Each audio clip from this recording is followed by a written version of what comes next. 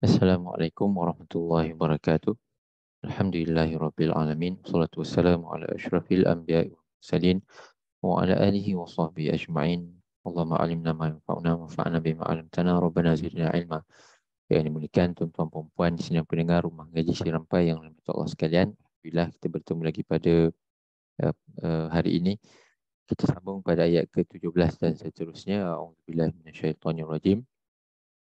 فلا تعلم نفس ما أخفي لهم قرة أعين جزاء بما كانوا يعملون أفمن كان مؤمنا كمن كان فاسقا لا يستوون أما الذين آمنوا وعملوا الصالحات فلهم جنات المأوى نزلا بما كانوا يعملون وأما الذين فسقوا فمأواهم النار كلما أرادوا أن يخرجوا منها أعيدوا فيها وقيل لهم ذوقوا عذاب النار الذي كنتم به تكذبون.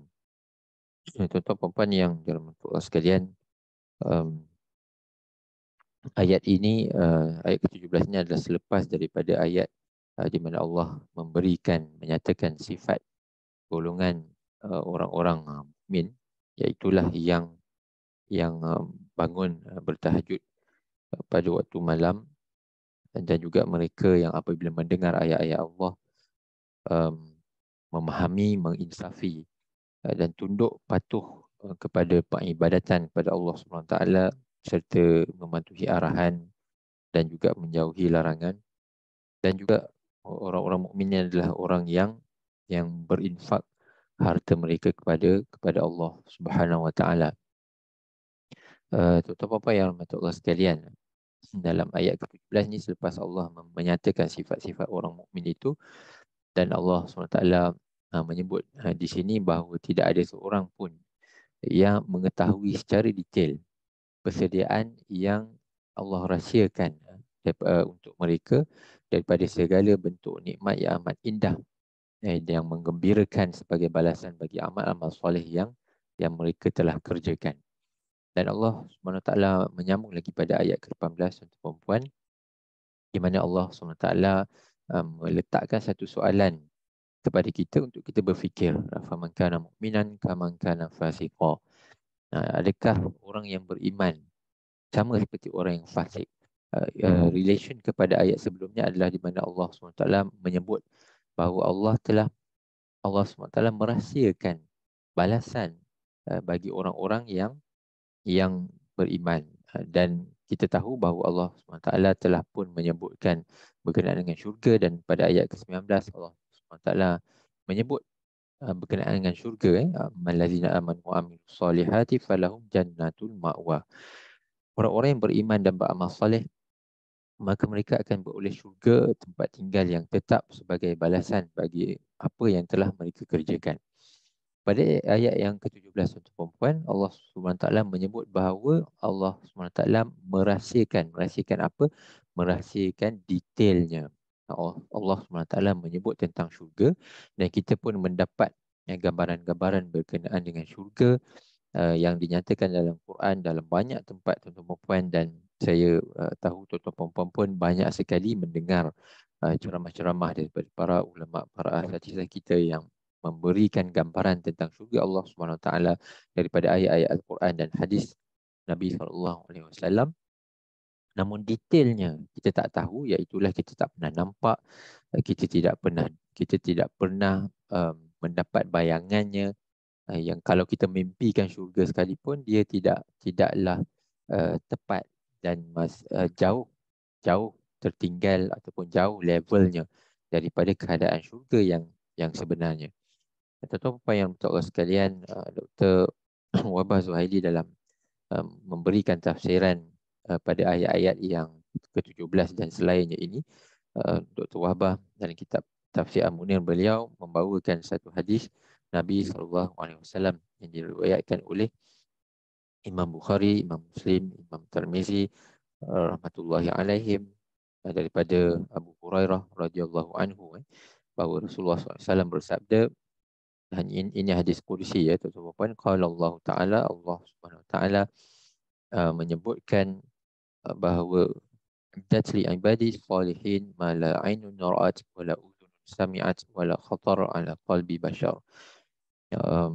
disediakan untuk hamba-hamba Allah yang beriman, yang soleh, syurga, iaitulah dalam keadaan yang tidak ada mata yang pernah melihat.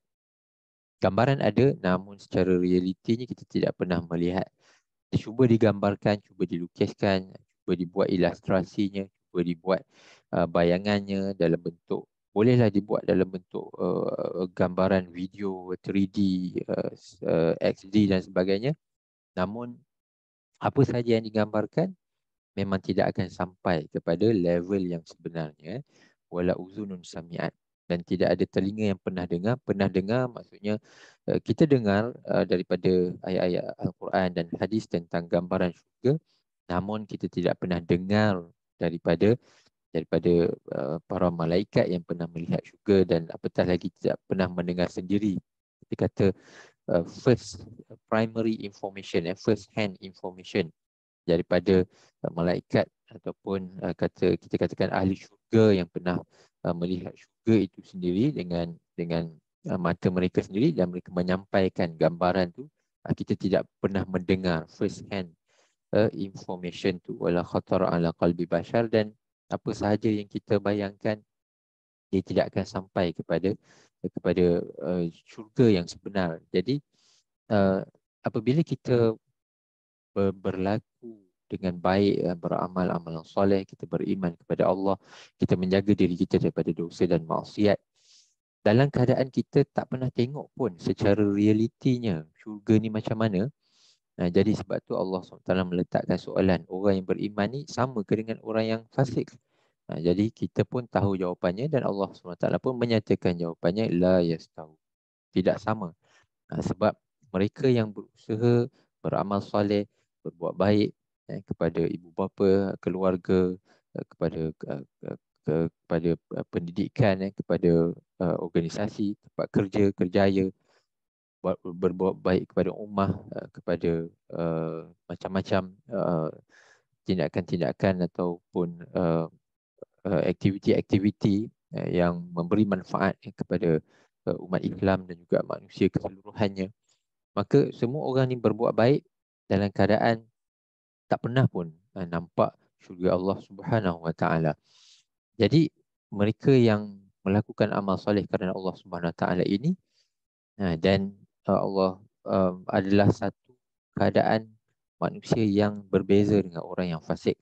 Orang yang fasik ini mereka tahu bahawa Allah Subhanahu Wa Taala menyediakan balasan yang baik kepada mereka yang berbuat kebaikan, dan Allah SWT menyediakan balasan buruk kepada mereka yang berbuat keburukan. Namun mereka tidak mampu untuk mengukuhkan hati mereka. Mereka tak mampu untuk melakukan tindakan yang sepatutnya. Mereka tolak tepi mesej-mesej Allah SWT. Mereka tahu Quran tu ada, mereka tidak baca, mereka tidak fahamkan apa dia mesej Allah SWT daripada Al-Quran. Mereka tolak tepi, dan mereka hidup dengan kehidupan yang mereka selesa, dengan maksiat yang mereka suka untuk buat, dan tidak ada ibadat kepada Allah SWT, tidak membuat manfaat kepada umat Islam dan umat manusia. Dan ini adalah golongan yang tidak sama dengan golongan yang beriman. Jadi Allah SWT menyebut dalam ayat ke-19 bahawa Allah SWT menyediakan syurga ma'wa, jannatul ma'wa, kepada mereka yang beramal soleh, sebagai balasan kepada apa yang telah mereka kerjakan, action-action yang telah mereka buat. Tidak terhad kepada yang yang Allah SWT sebutkan di dalam ayat ke-16, tidak terhad kepada qiyamul lail, tidak terhad kepada berinfak kepada ya Allah SWT. Kebanyakan apa sahaja bentuk amalan-amalan soleh yang pelbagai, maka inilah dia balasan dia, nuzulan bima kanu ya'malun.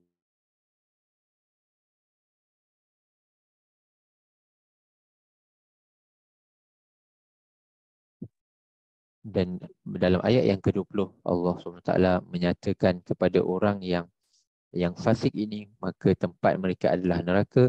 Setiap kali mereka hendak keluar daripada neraka itu disebabkan azab yang pedih itu, mereka dimasukkan semula, maksudnya tidak berjaya keluar, dan dikatakan kepada mereka, rasalah azab neraka yang kamu dustakan di dunia dahulu. Tuan-tuan yang rahmati Allah sekalian, kita ni perlu sentiasa membaca Al-Quran dan kita perlu mengambil mesej-mesej Allah Subhanahu Wa Taala yang Allah Subhanahu Wa Taala sampaikan kepada kita dalam Al-Quran. Kita kena baca, kita kena beriman dan kita kena fikirkan bahawa setiap perbuatan yang baik Allah janjikan nikmat syurga dan balasan yang baik. Dan kalau kita berbuat jahat, maka Allah SWT akan sediakan balasan yang buruk dalam bentuk neraka.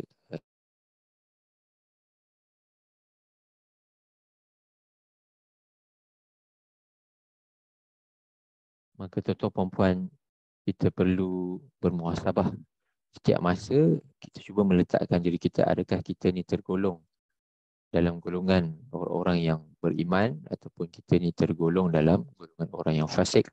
Mudah-mudahan kita sentiasa dengan kita membaca Al-Quran setiap hari dan kita membaca terjemahannya, kita sentiasa mengingatkan diri kita dan menetapkan hati kita pada jalan Allah SWT, pada jalan keimanan kepada Allah SWT, dan itulah yang menjaga kita dalam perjalanan kita di dalam hidup ini, tuan-tuan dan puan yang dirahmati Allah sekalian. Saya berhenti setakat ini, mudah-mudahan bermanfaat untuk kita.